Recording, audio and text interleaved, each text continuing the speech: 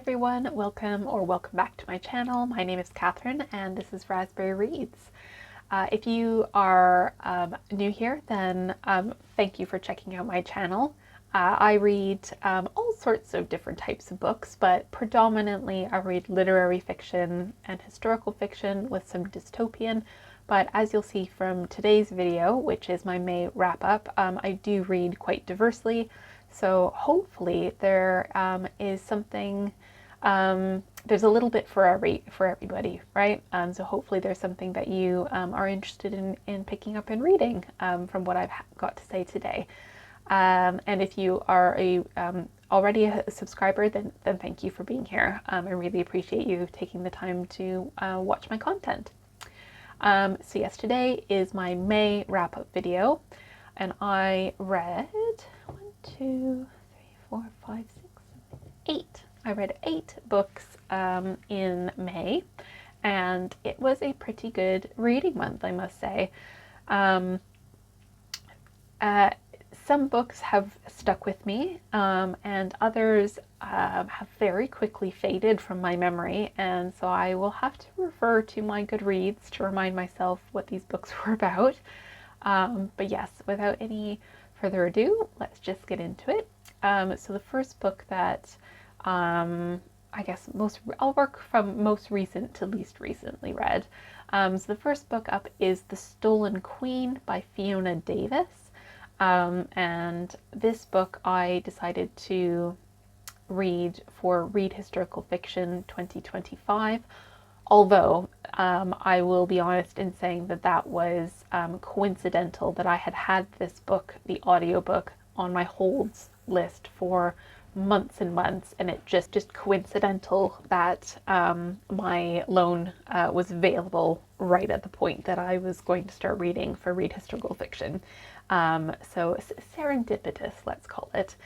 So yeah, The Stolen Queen is a dual timeline book about Egypt in the 1930s and about an archaeologist, Egyptologist named Charlotte, and she has a tragedy happen to her, and then you jump forward to the late 1970s, where Charlotte works at the Museum of Metropolitan Art, and the Met Gala is about to be hosted.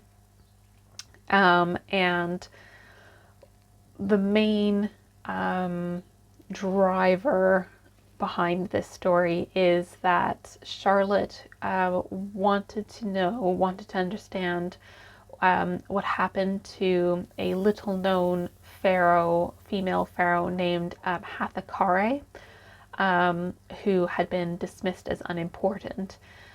Charlotte ends up teaming up with Annie, who is an assistant to somebody working at the Met Gala.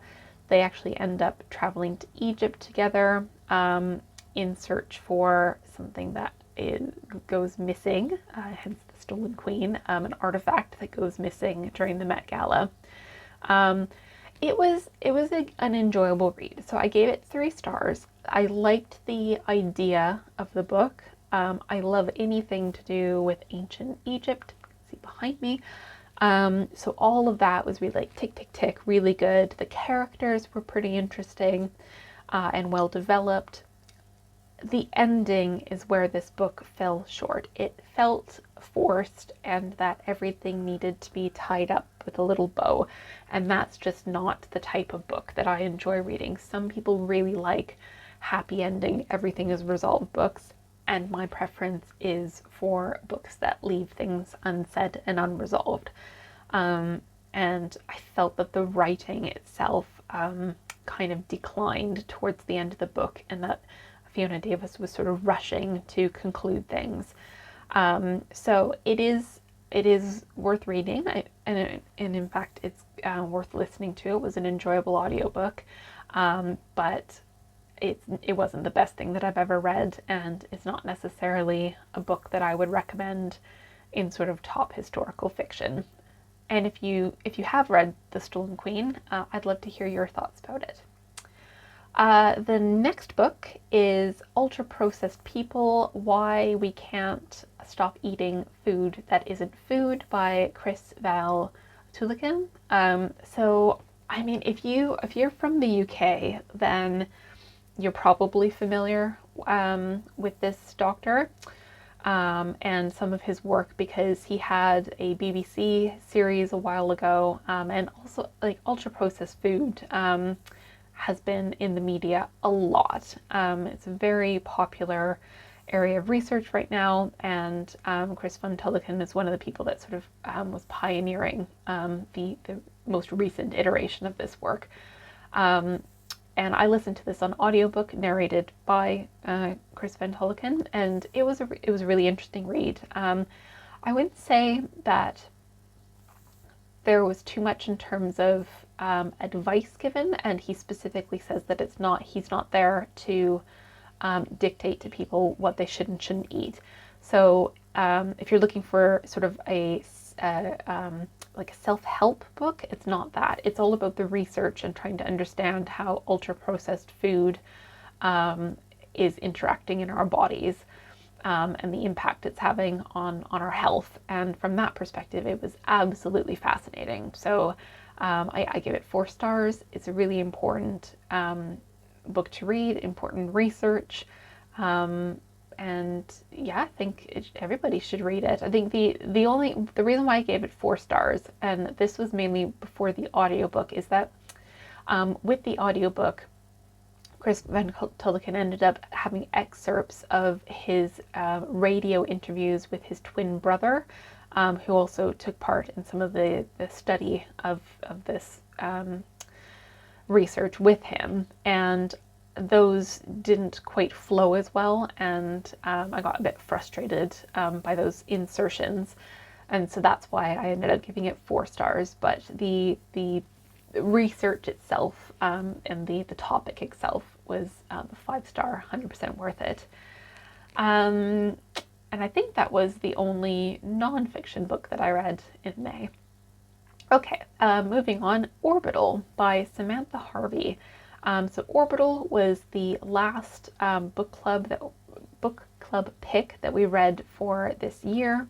I work in higher education, so by year I mean academic calendars, which ends in the summertime.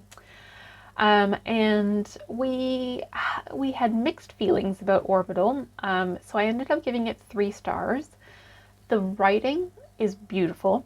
Absolutely beautiful, very contemplative. Orbital is one of those books where it's really hard to explain what it's about, because it is about astronauts and their orbits on the space station, going around and doing research, but it isn't really anything to do with science or astronomy. It's all about contemplating humanity and philosophical questions, and sort of looking at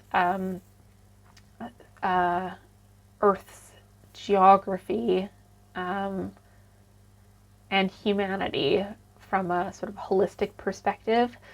So yeah, it was a very meandering book. You can't rush through it. It's not very long.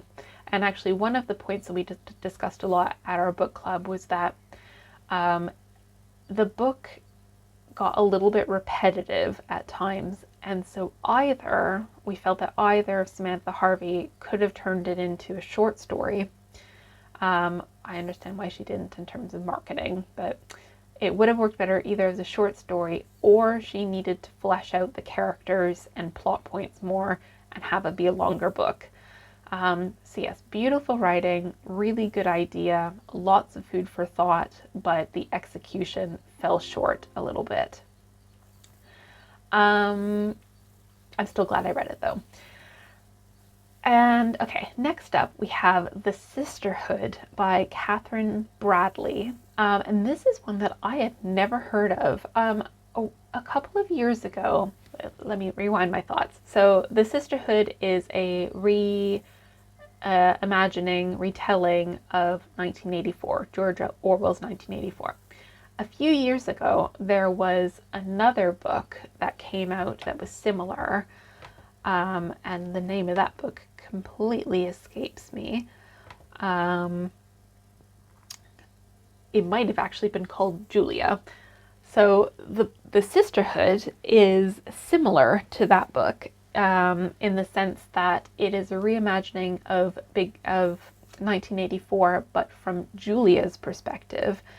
And so it's set in Oceania. You've got Big Brother watching, and there's, the Brotherhood in 1984. I should say, if you haven't read 1984, I probably wouldn't pick this book up, because you wouldn't appreciate the connections and comparisons.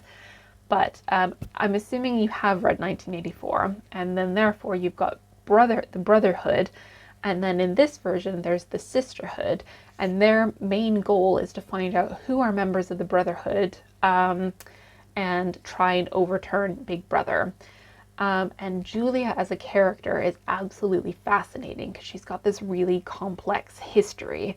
And it's not a book that I can tell you an awful lot about without giving things away, but I will say that it was a fantastic read.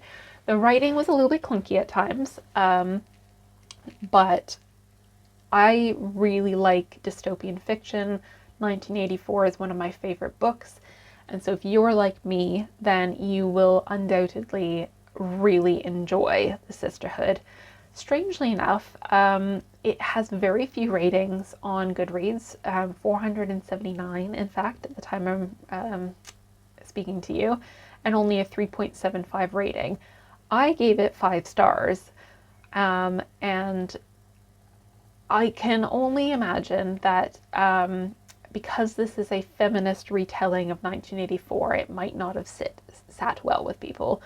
But for somebody who enjoys that type of reading experience, it was superb. You had the same characters. You've got Winston, who's the main protagonist in 1984.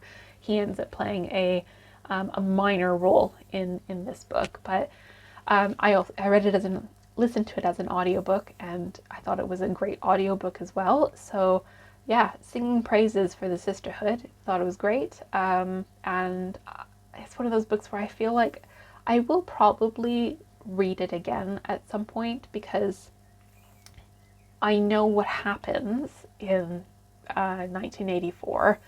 I know what happens in The Sisterhood now, but nonetheless, there's a lot of nuance in that book, and there's a lot of stuff that is applicable to our world today. So yeah, it's a good one to kind of mull over, let's put it that way.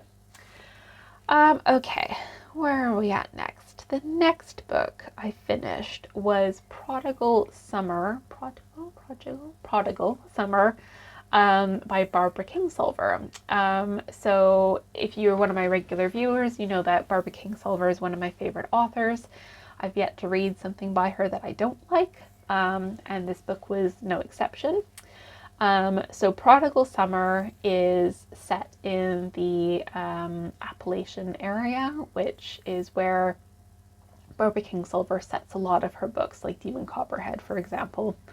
And this story is a trio of different perspectives or different stories woven into one area of rural Appalachia. She calls it Appalachia. Appalachia, I'm not sure, however you'd like to say it. So we've got a woman called Deanna, who is a, what's the word you'd call them? A forest ranger, like somebody who stays and monitors the forest and is a sort of researcher. And her experience, you've got on a farm further down the hill, a woman named Lucia, who is a woman of Lebanese, Middle Eastern descent, who goes to live and marries a farmer and goes to live on his farm, and the sort of tragedy that happens in her life. And then further down the road, you've got the two older, a man and a woman who are elderly, who are like feuding neighbors. And that was such a sweet story. So yeah, it's a really beautiful story all about like love and human connection, the natural environment, all the things that I love about Barbara Kingsolver's writing. I gave it 4 stars, I think. I think only because it dragged a little bit, but I listened to it on audiobook narrated by Barbara Kingsolver, who doesn't sound anything as if I would expect her to sound, but that's besides the point. So yeah, if you enjoy Barbara Kingsolver's writing, then I would suggest picking up Prodigal Summer if you haven't read it. All right, moving along. A Court of Mist and Fury, Sarah J. Maas. So I've mentioned before that I'm making my way through the ACOTAR series, and I read A Court of Mist and Fury as an ebook on my phone, and I can't get enough of these books. The writing is not good. It's really not good. But they're so addictive that I can't help myself, and that is the point, right? That's why they're so popular. I really enjoyed some of the plot points and like slow burn romance in A Court of Mist and Fury, and so that's why I ended up giving it 5 stars. And I've got the next one. I can't even remember what the next one's called, but I've got the next one on my holds list on Libby. And yeah, I'm just going to slowly make my way through them. They're really nice books for just escapism, where I don't have to think about it too much. I can just enjoy the ride, and sometimes you need books like that. Okay, I'm mindful that I need to wrap myself up in a few minutes, but the next book, the penultimate book that I read in May, is Cat's Cradle by Kurt Vonnegut. I ended up giving this 4 stars. This book is so weird. It's about the invention of the atom bomb, but like a sort of reimagining of the scientists involved in that, and it follows the scientist's story. And instead of the nuclear fission, it has something to do with ice. I have to pull it up now because it's been a while since I read Cat's Cradle. Yeah, so Honecker, Dr. Honecker, is the founding father of the atomic bomb, and